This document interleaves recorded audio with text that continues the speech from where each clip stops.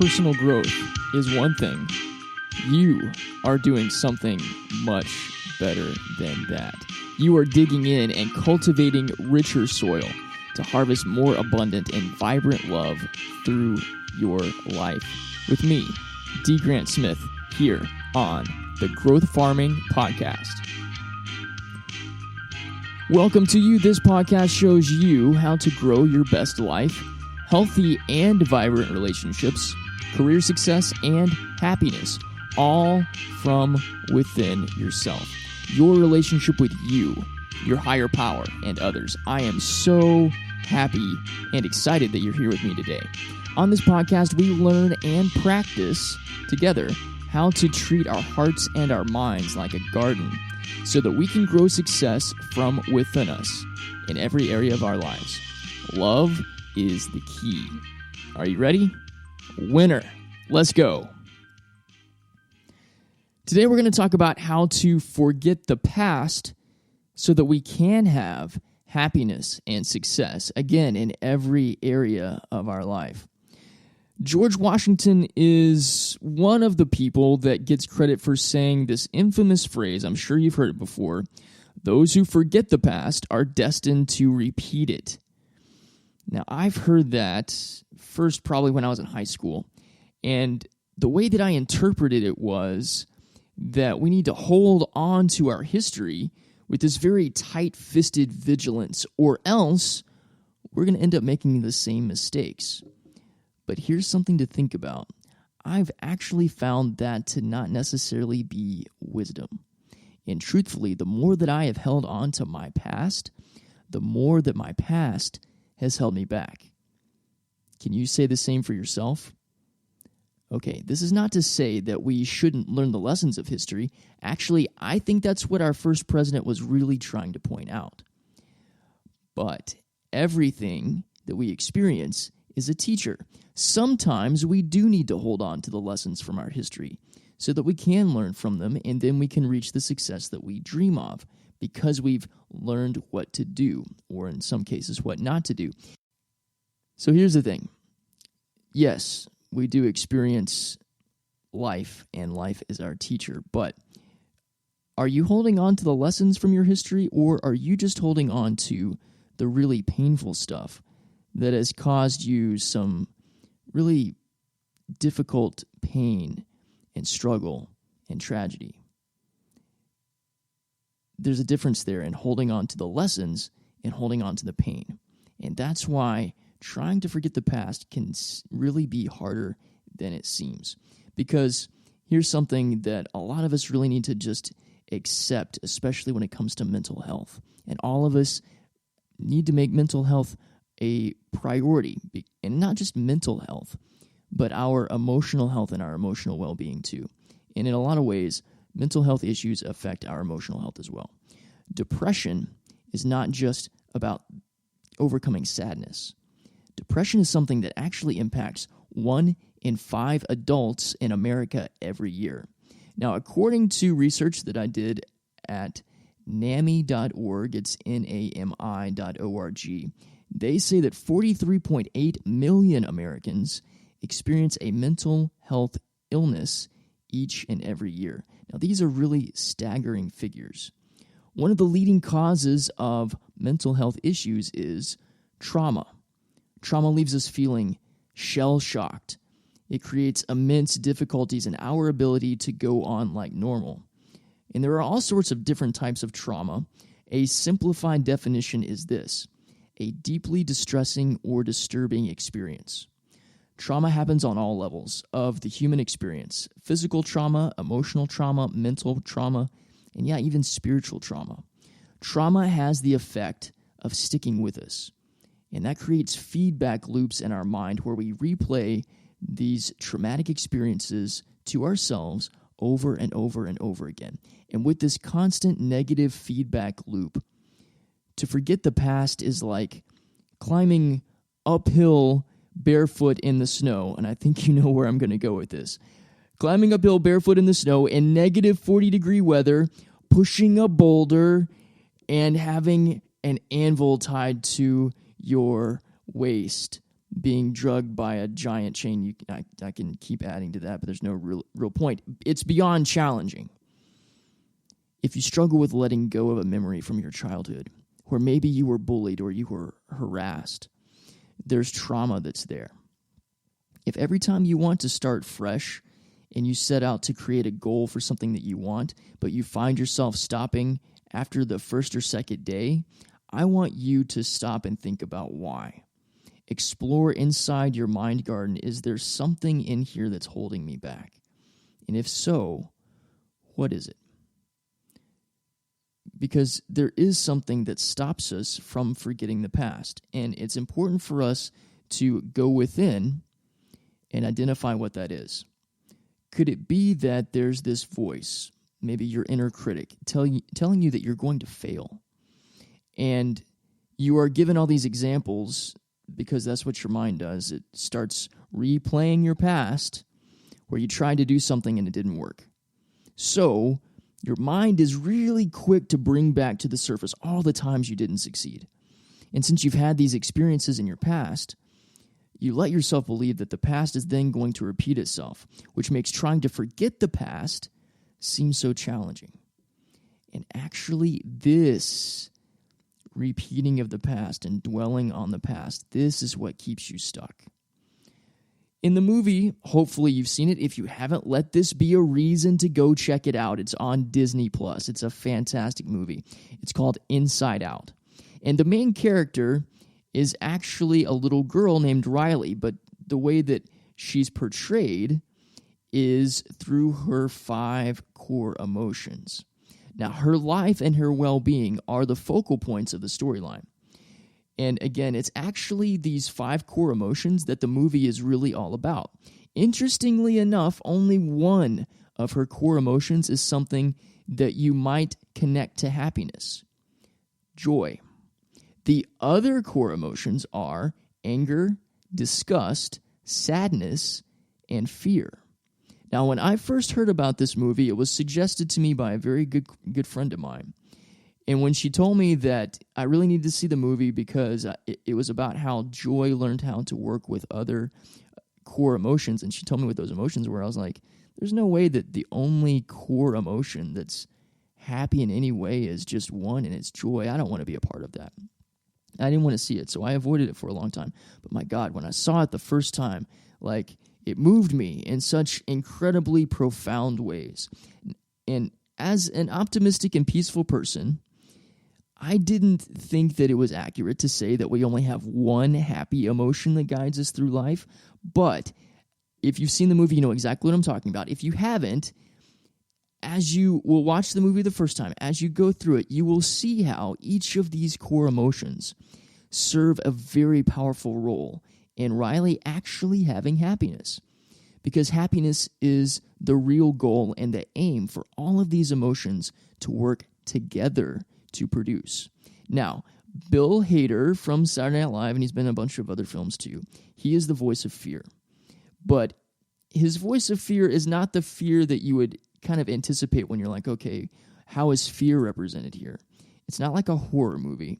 There's not this little mini Texas Chainsaw Massacre running around in this little girl's mind, thank God. It's fear that's actually this real kind of skinny, purple, nervous kind of dude. And it's fear that's concerned with making sure that Riley doesn't slip and fall or get into danger. And really, fear, from this perspective, is looking out for her well-being. When our minds remind us of painful experiences from our past, fear is essentially trying to do the same thing. And over the past few years, I've grown in my relationship with fear.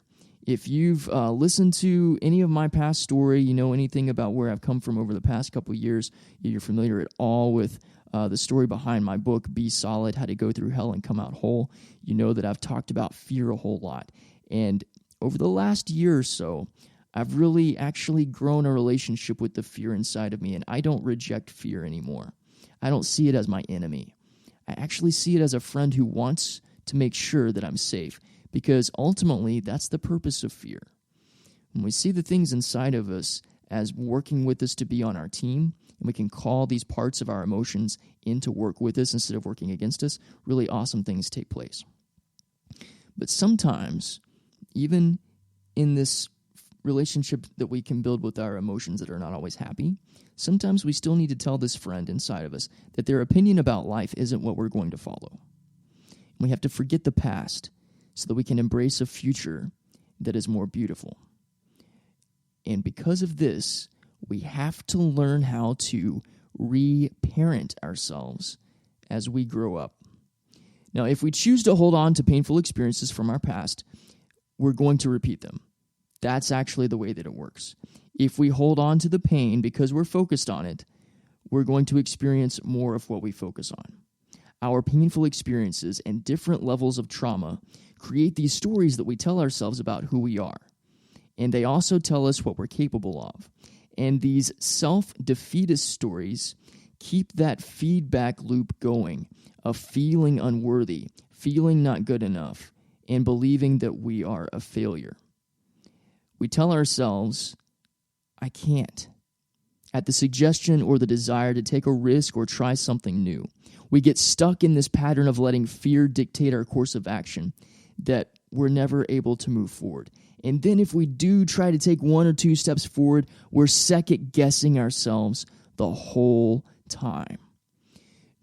Here's the thing I want you to remember, my friend, and this is just a really powerful nugget and tool for you to use to undo this pattern. To forget the past is to let the old story go. True happiness and success come from letting our past show us lessons to learn and then harness those lessons. Be grateful for them. And after you've done this work, after you've learned the lesson that the past is there to show you, after you've let history be a teacher and you've harnessed that lesson and you've said thank you to it, now you can change the story of what that painful experience brought you. Now it's not just this thing that happened to you that hurts you. Now it's this friend who taught you a lesson about yourself. If anything, let yourself see how you survived your most painful experiences and let that truth empower you. You got through those ridiculously painful times and you're still going. Guess what that means? You, my friend, are a powerful person. Forget the past stories of your losses.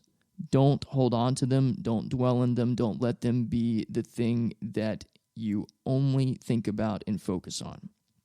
Okay? Now, on today's episode, in this conversation, I'm using some film references to really drive this point home. And I believe that films are a great metaphor for us to really grasp truths about ourselves and to see ourselves in a much more empowering and powerful way. So here's a scene I'm going to reference from one of my all-time favorite movies, probably the most influential film for me in overcoming lifelong deep fear and insecurity. It's the movie Rocky III.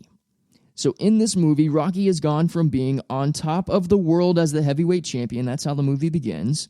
And then about midway through, he's feeling totally worthless. And he doesn't believe in himself anymore. Here's the thing. It happens suddenly, as heartbreak usually does. After a series of title defenses, this is kind of how the movie begins, Rocky gets his own statue in front of the Philadelphia Museum of Art. I've been there. I ran the steps. Actually, the statue's not on the top of the steps anymore. It's down on the side. I got my picture taken. It was awesome. But in this film, that's when the Rocky statue was born. And after he gets his statue, he gives this little speech, and he announces to the crowd that he's going to retire. But amongst the crowd, there is a challenger who wants to face him, who's been sort of stalking him for a while. It's Mr. T. His film name or his character's name is Clubber Lang. Now, Lang calls out Rocky right after this, unveiling of the statue and right after the announcement for retirement. Lang comes forward and he starts talking trash. And he's calling out Rocky for dodging him and not facing any real challengers. And he says something provocative to Adrian, Rocky's wife, and that sets Rocky off.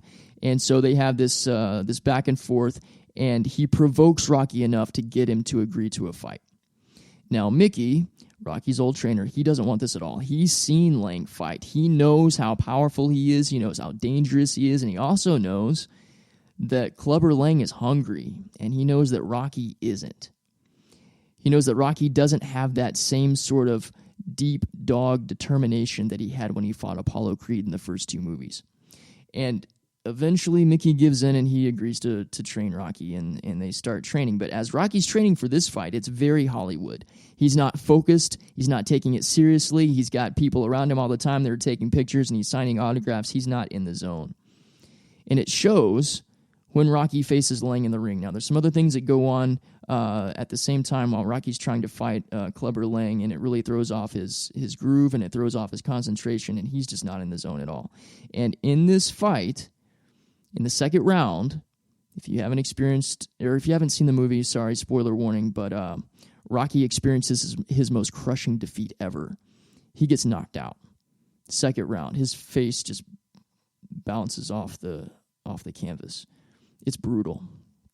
Now, for Rocky fans who watched this movie in 1983 or have seen it since, I do believe you can see the whole Rocky film collection on HBO Max. Now, if you have HBO Max, go watch it. It's awesome. But people who watched this movie the first time, I don't think anybody was expecting to see our hero get pummeled into the ground like he did.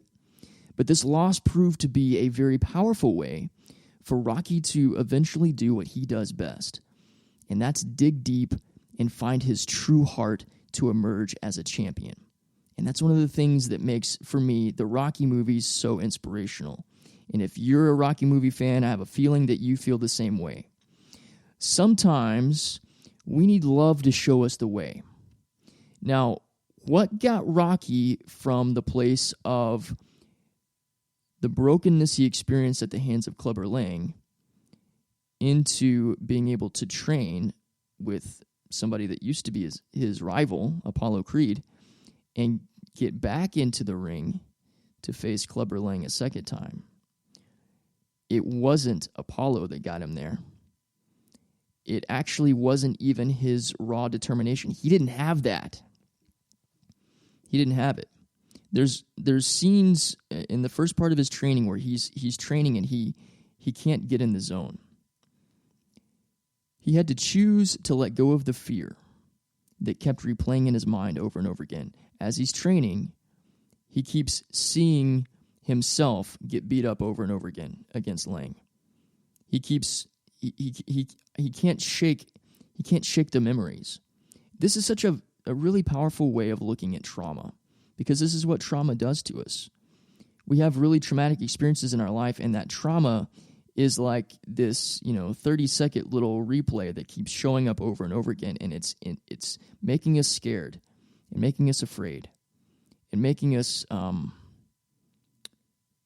just not able to move forward. We just get stuck.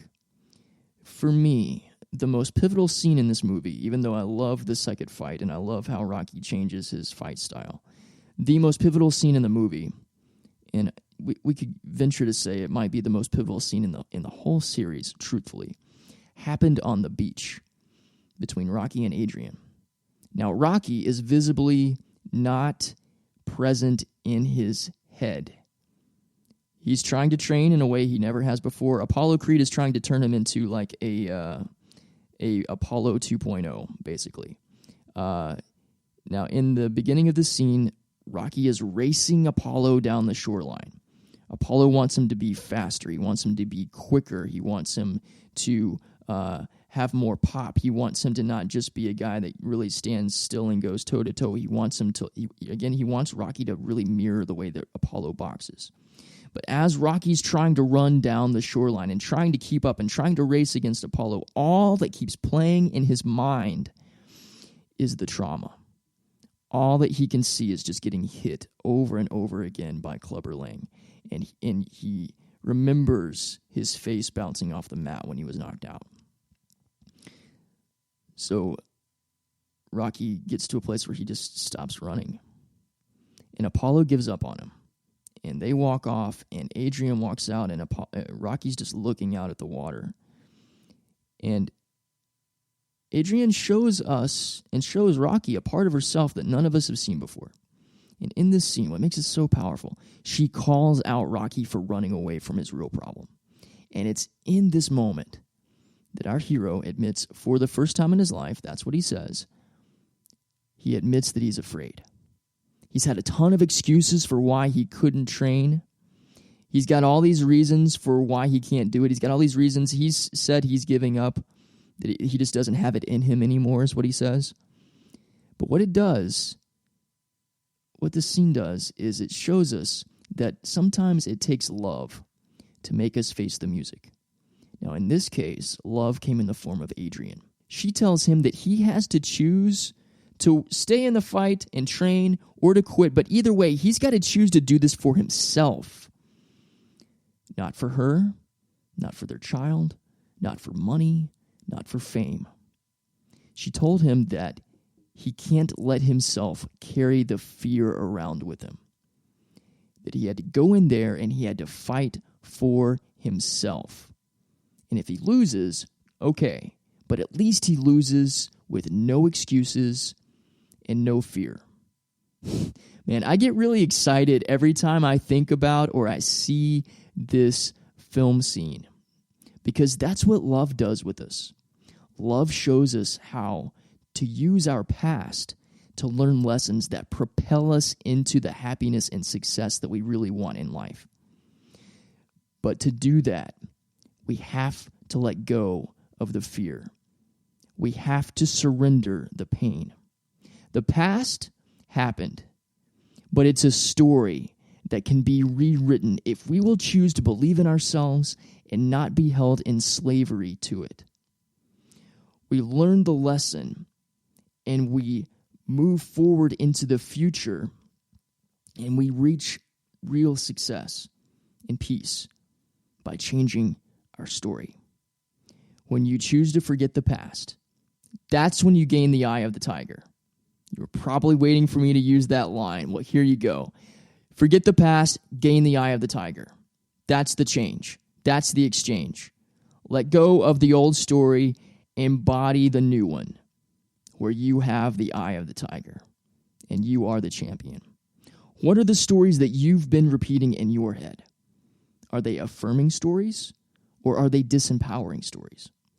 If you have painful experiences from your past and they keep replaying in your mind and holding you back from what you want to have, choose to let them go. Now, I don't say this lightly. I've spent the majority of my life, I will admit it, I'm 39 years old as of, it's April 2021. I spent the majority of my life ruled by fear. All kinds of fear. Fear of failure, fear of rejection, fear of abandonment. And in one fell swoop, I experienced my worst fear, all my worst fears, all at once. And that was the end of a 12-year marriage and divorce.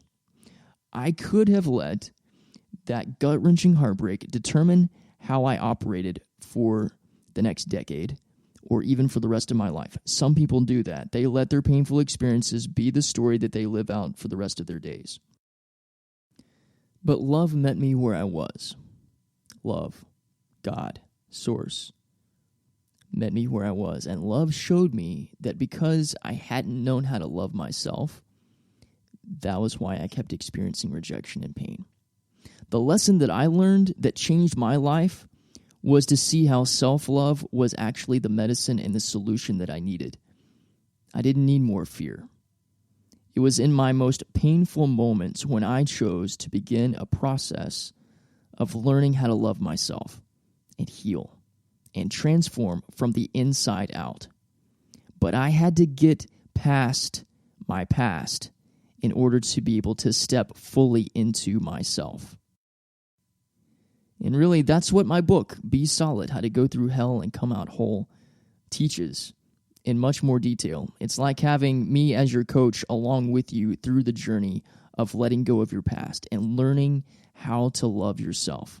There's questions and exercises at the end of every chapter. It's not just a summary of my experiences. It's really practical tools and steps for you to take so that you can let go of your past. And you can embrace the truth about who you are, because who you are, my friend, who you are is love.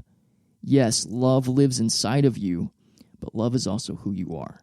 And the sooner and the more that you embrace that truth, the quicker and the more powerful your life will transform. The past doesn't have to define you. Instead, let it be your teacher. Learn the lessons that your past shows you. And let the power of almighty love, aka God / the universe, lead you into transformation by giving yourself the love that you deserve. When you forget the past, that's how you step into your full, beautiful, amazing self. I believe in you. You are worth fighting for. So let everything we've talked about here today on this podcast episode be reason why letting go of the past is in your best interest, so that you don't repeat it. Instead, you live out a bright, beautiful, amazing present and future. Now, like I've said here in this episode, your relationship with yourself is the most important relationship that you have. You are the one person that you cannot live without. So whether you're single or you're in a relationship, my encouragement, my absolute desire for you is to have a strong, whole, healthy relationship with yourself. Your connection with God, your connection with other people, all of this come actually from the love that you plant and that you cultivate and that you grow from within yourself. Now, I am here to help you grow more love in your heart and in your mind through peace and joy and fulfillment and abundance in every area of your life. And there's more ways for you to connect with and grow using my growth farming methods for personal success. You can get my new powerhouse book. I've talked about it a little bit in this episode. It's called Be Solid, How to Go Through Hell and Come Out Whole. It is a book about self-love. And I do reference some of my experiences through heartbreak. If that's been your story and you want to know how to heal, you need to read this book. If you want to just know how to live a more whole and solid life, you need to read this book.